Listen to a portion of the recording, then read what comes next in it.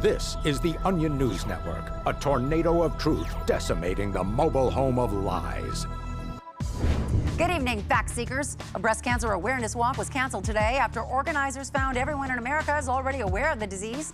Pizza restaurant scientists have developed the smallest possible cup for water, and Rupert Murdoch's legal defense continues to be undermined by his frequent use of the word peasants. Roll onto the barbed wire and leave the stragglers behind to die. They'll just slow us down. I'm Brooke Alvarez, and you're entering the Fact Zone.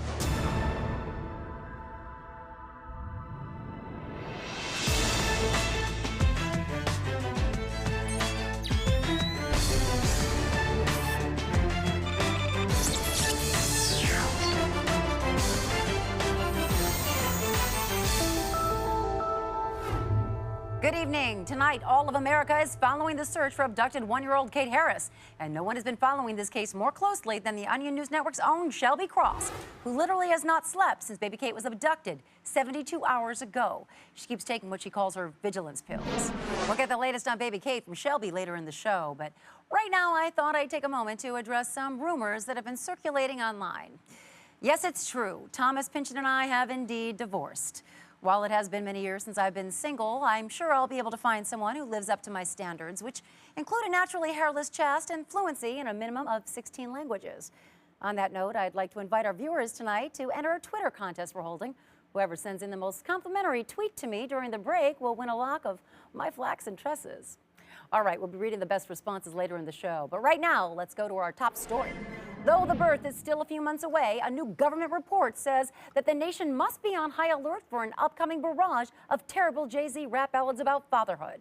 Government officials are warning everyone to take precautions to minimize the damage caused by the onslaught of horrible rhymes Jay-Z is certain to put out once he becomes a father. Joining us now to discuss this further is Brian Scott. Brian, how bad could these songs possibly be?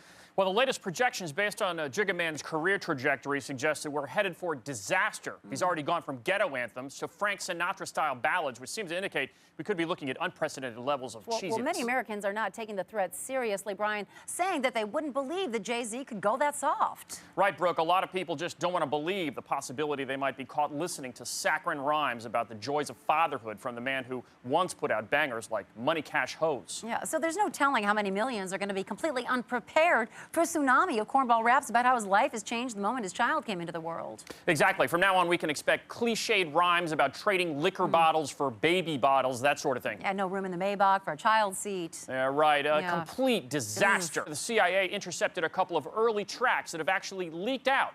We won't play them now out of respect for our viewers, but take a look at some of these lyrics. This is from a song called, Reflections. I was born hood, now I'm fatherhood. Gonna give you what I didn't have, gonna work hard to be your dad. And it goes on like that. Yeah, that's even worse than I'd expected. Thanks, Brian, for that report. All right, now let's go over to Tucker Ho for our daily briefing. Hey, Tucker, how are you holding up after that third donation?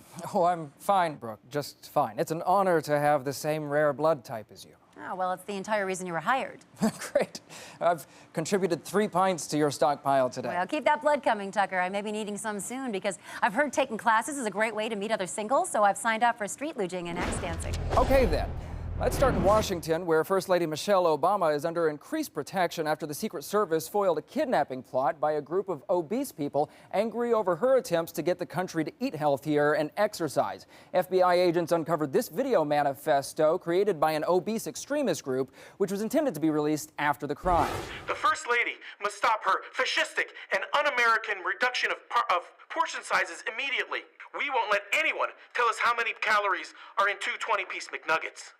We ordered that amount of chicken for a reason. The group had prepared to abduct Mrs. Obama when she visited a school playground, using their girth to strike when the First Lady sat down on a seesaw for a planned photo op. And in Cupertino, California, Apple announced it will be releasing a new version of recently deceased founder Steve Jobs. At the unveiling this afternoon, Apple CEO Tim Cook said the Steve Jobs 2 will improve on the revolutionary Steve Jobs 1 and come with new features including curly hair, an upgraded version of Steve Jobs' design sense, and a sleek new white turtleneck appearance. The Steve Jobs 2 will also fix some of the original's problems, such as always wearing dad jeans. I was really sad when the first Steve Jobs broke down, but the Steve Jobs 2 looks awesome. I can't wait. Microsoft also announced today that they are developing a new version of Bill Gates called the Bill Gates XE, which will be oddly large and come with a tail that seems to serve no function. And in international news, the White House has said that it will stand by Israel after their recent attack on the United States earlier today. The White House released a statement saying, Israel is a close friend of America, and while we grieve the loss of the 20,000 killed in the air raid on Boston, we stand by our ally.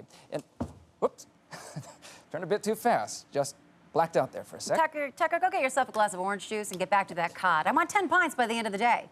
Now that I'm seizing life as a wild, fabulous single woman, I may need more transfusions for energy.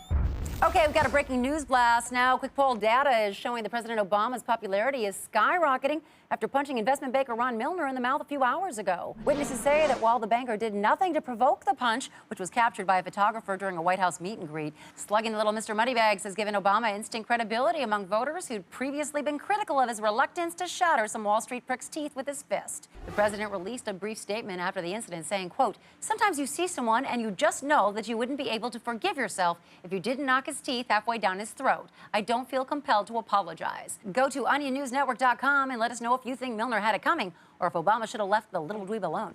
All right, still no developments in the baby Kate case, but Shelby Cross has a plan to bring the missing one-year-old back home. Good evening, Shelby. Thanks for being with us today. Tell me, how are you holding up? It makes absolutely no difference whatsoever. We just have to find baby Kate. Of course, of course. And you have a plan? Listen, we need to search every home in America and find out who's hiding baby Kate. I did the math on this. Now listen, between us, we have well over 4 million viewers. Well over. And there are 125 million homes in America. That's 31 homes per viewer. We could knock that out in one night. You said a mouthful. Listen, I don't care if you've known your neighbor for over 10 years. I want you to get over there when they're not home. I want you to jimmy the lock, get inside, and start looking around.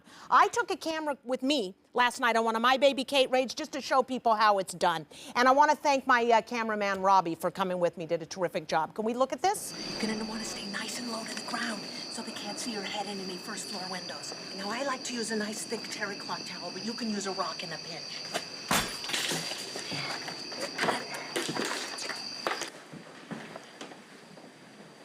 Baby Kate? Remember, baby Kate could be anywhere, so you have to search every nook and cranny.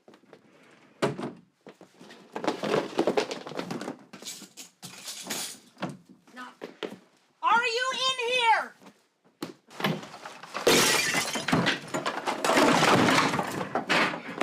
oh. I think this house is clean. Let's roll, Robbie. Well, it's easy enough. I could do that. Of course you could, Brooke. Now listen, for anybody out there, if you find baby Kate, what to do? I want you to tuck her into one of those cross-examination abductee rescue bags. I sell these on my website.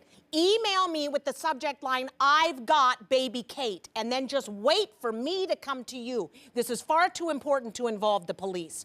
Now, I also want you to check your own house. Your own house? Yes. What if your spouse or one of your children abducted baby Kate? What if you abducted baby Kate in a fit of psychotic temporary psychosis? This kind of thing happens.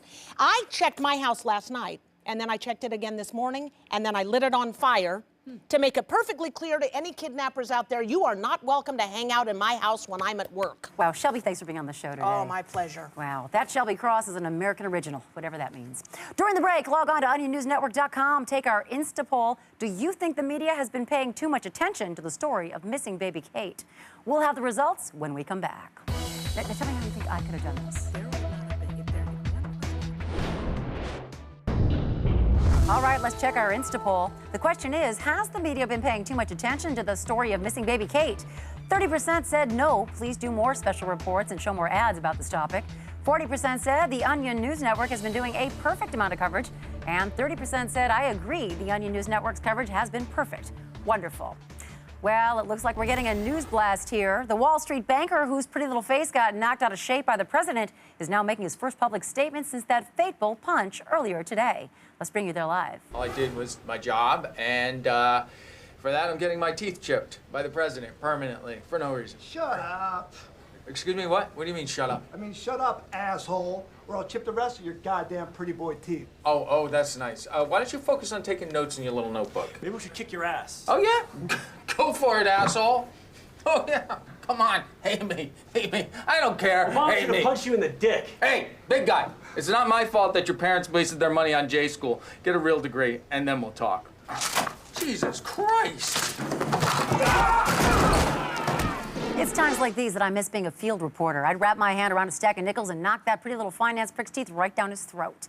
All right, it's time for some entertainment news now. Starfix entertainment reporter Angelique Clark is here to fill us in on the fall TV lineup. Welcome, Angelique. Hi, Brooke. Hey, it's so great to see you. You know, we rarely get a chance to hang out like the two single gals that we are. I texted you a little earlier today letting you know that I am officially back on the market. Oh, right. You're taking the classes. Well, actually, I just found out today that 97% of all the men who are taking those classes either wear a ponytail or wear shorts all year round, so I canceled it. Yeah, which means I'm free tonight if you want to get together. Maybe go to the dance club, dance to the dance music. What do you think? Sure. All right, call me. Okay, well, on to the fall TV lineup, which is positively jam-packed with big shows. First up, there's Fox's new vocal competition, X Factor. But the X Factor is facing off against some stiff competition, sitting on the couch in the dark, not watching the X Factor. While the X Factor has a lot going for it, including familiar faces like Paula Abdul and Simon Cowell, sitting quietly in the dark features both darkness and quiet, things which may prove more appealing to viewers. My Wednesday nights are really pretty full. I got the news at 6, I've got Modern Family at 7, then I stand with my arms dangling at my side, staring at nothing for an hour, and then ESPN at 9. I just don't see the X Factor really fitting in there. And Boardwalk Empire has announced big changes for the end of its second season on HBO. In response to lackluster ratings, HBO has announced they will be retooling the 1920s period mob drama into a more modern mafia show starring James Gandolfini. In an interview, HBO executive Jeff Foreman told Entertainment Weekly that lead character Prohibition-era racketeer Nucky Thompson will be reimagined as a North Jersey mob boss in the present day who regularly talks to a psychiatrist. Gandolfini says he's excited about joining the show, telling EW.com, "It's unlike anything I've ever played before because the character's name is Nucky instead of Tony." And also new this fall is Fox's Terra Nova, a sci-fi drama about a band of time travelers who go 85 million years into the past. With the show being compared to previous hits like Lost and Battlestar Galactica, sci-fi fans are already buzzing about how the show's creators will eventually screw up the series. Some are guessing a 5-year-old child who is actually God will be introduced around season 6 to start clumsily wrapping up plot lines under the guise of a moronic spiritual message, while others are speculating ghosts will show up for no reason. Dinosaurs might actually start talking to the humans because they're actually aliens or something else like that. Don't worry, we'll figure it out last minute. All right, back to you, Brooke. Thanks, Angelique. Hey, what's coming up on the Starfix tonight? Well, I'm going to try to get Taylor Swift to say something anti-Semitic. Fantastic. Look forward to it. Okay, call me, bestie.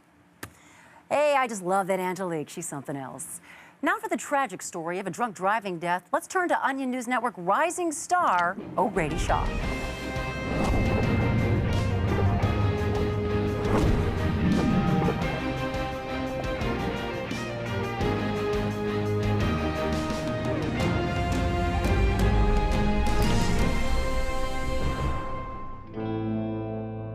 Amanda Eklund's classmates say she was one of the kindest and most generous students at Montgomery High. Her 4.0 GPA and hours spent volunteering at a local homeless shelter truly make her death at the hands of a drunk driver earlier this week all the harder to take for this school and this community. I just keep asking why. Me too. Why? Why Amanda? Why not us? I never knew Amanda, but everywhere I went, there were touching reminders of the caring friend she would have been to me had I known her. The halls where we would have talked about our classes. The student lunchroom where we might have shared a piece of pepperoni pizza, which might have been her favorite food. I know it's mine. Well, it wasn't easy coming back to school. Now that Amanda's gone, but we did it because that's what she'd have wanted us to do. Because that's our Amanda. But you didn't know her. Don't say that. I was already exhausted after the emotional roller coaster ride at the school, but I knew there were more victims to be with. Amanda's family. That's her senior photo. She was class president. She was so talented. It's just not fair. It's just not fair. Well, I guess that God must have had some reason for taking her away. Right now, I can't even imagine. I need a minute.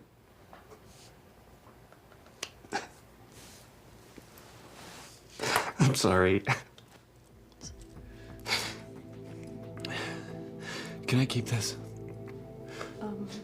Losing Amanda was one of the hardest things I've ever had to deal with, but I knew I had to be strong for this community. I couldn't let them go through the funeral without my support. I don't want the pain to stop. I don't want to get any easier. She's so much better than all of us. I don't want to go on.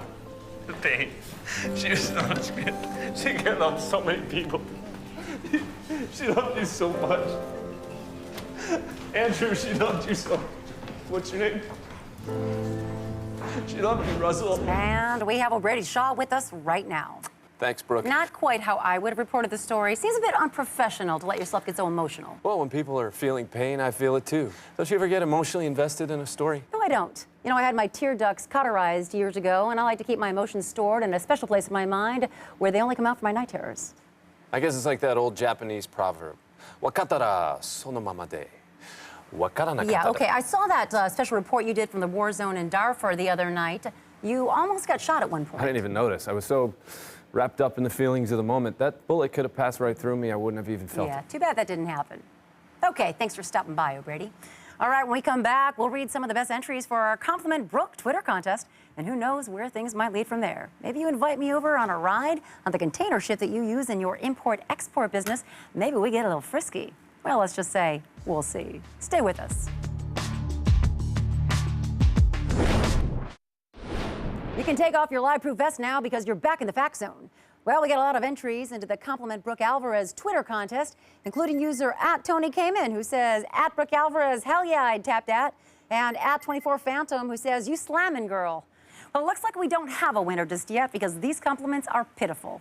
Thomas used to say that my beauty was like a fulgent shaft of light piercing an empty room. You're going to have to try harder, people.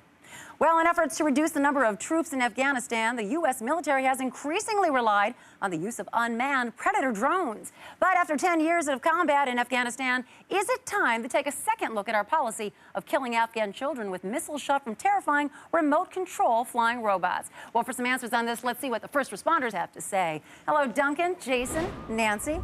So, first responders, could dropping bombs on Afghans without warning from terrifying robot airplanes that fly themselves actually hurt America's efforts to stabilize Afghanistan? It's complicated. No, not at all. Actually, I think we need to stay the course. You don't change horses midstream, and you don't stop firing missiles from unseen death droids soaring high above the clouds just because a couple of schools get blown up. I disagree with that. I mean, accidentally bombing children with our super army of automated missile-firing bots may have worked great at the start of the war, but conditions on the ground have changed. I mean, we have got to find another way to obliterate this population. What about flaming bulldozers or 50-foot tall tanks? Yeah, because, you know, military experts do credit thundering death upon the hapless heads of Big Daddy farmers, screaming like capricious gods, with turning the whole Iraq war around. Oh, okay, so maybe using a silent, hovering, genocidal computer is unavoidable at wartime, Perhaps. But let's do what we can for these civilians. I mean, why not name the drones Billy or Steve to make them seem less dispassionate? Oh, that is a terrible idea. Billy is a horrible name for a drone. And Steve is even worse. Keith? Steve? Well, you know what? Some experts have suggested making robots that are more visually reassuring. This Pentagon report that was released saying that they're now developing a 40-foot robot that actually looks more like an American soldier and also sprays lasers out of his eyes. Well, at least that's a step forward. Hey, look, as long as it fires missiles and bombs with very little accuracy and 0 Americans are at threat, I'm all for it. Good point, They should give it funny, floppy arms. Yes. Oh, it should spray candy out of its chest a few minutes before it starts shooting everything. You know, Jason, that's actually a really nice gesture for the children who don't accidentally get mowed down by the bullets. Sure. Yeah, well, thank you, first responders. Excellent debate. Yeah. All right, now it looks like we have more breaking news from the White House. Vice President Joe Biden, looking to capitalize on the president's banker punch bounce, announced moments ago that he, quote, took a shit on the steps of the New York Stock Exchange earlier this evening. Reporters and onlookers had a much more muted reaction to the vice president's announcement, asking him no questions and staring silently at him for a full 2 minutes before Vice President Biden tried to get running high fives from everyone in the crowd. If you're asking me if he regrets it, then no. The vice president doesn't believe in regrets. We've seen an immediate flood of responses over Biden's act on Twitter. So let's go over to Tucker now to see what people are saying. Tucker? Well, Brooke, so far Americans have expressed somewhat conflicted approval of the vice president's actions. We've received tweets from viewers saying, good for Biden, I guess. Don't know what I think about this, but all right, sure, and ew. What? All right, thanks, Tucker. And I must say, you're looking a little less pale. Yes, Brooke, I drank 2 quarts of orange juice and I'm feeling much better now, thanks. Fresh squeezed, I hope. I don't want my blood to come in contact with processed sugar. Of course. All right, now, a lot of you have been asking me what the secret ingredient is in my Brookaroo's snack cakes. I've never told anyone before, but I'm going to let the cat out of the bag right after this break. You're back in the Fact Zone, and I'll bet you're munching on some Brookaroos. So what's the secret ingredient? Well, every time I bake a tray of Brookaroo's snack cakes, I hold the face of one of my rivals over the bowl and just let them cry right into it. So, my friends, what you're tasting is victory, and it is sweet. That's going to wrap it up for us here in the Fact Zone, but before we go, I'd like to introduce you to my new single girl posse that you'll be seeing me around town with. First off, not a big surprise, is Angelique Clark, our entertainment reporter. Oh, sure, she's a little slutty, but in a fun way. Then there's Shelby. She's a little uptight and focuses a bit too much on work. Sometimes she drives men away because she wants to be on equal ground with them or wants to arrest them for being a pedophile. And lastly, current it girl Pippa Middleton. I haven't met her yet, but no matter. I've sent some people to collect her in London. Okay, that's it for tonight, folks. Go take a walk, clear your head, and we'll see you here back in the Fact Zone tomorrow.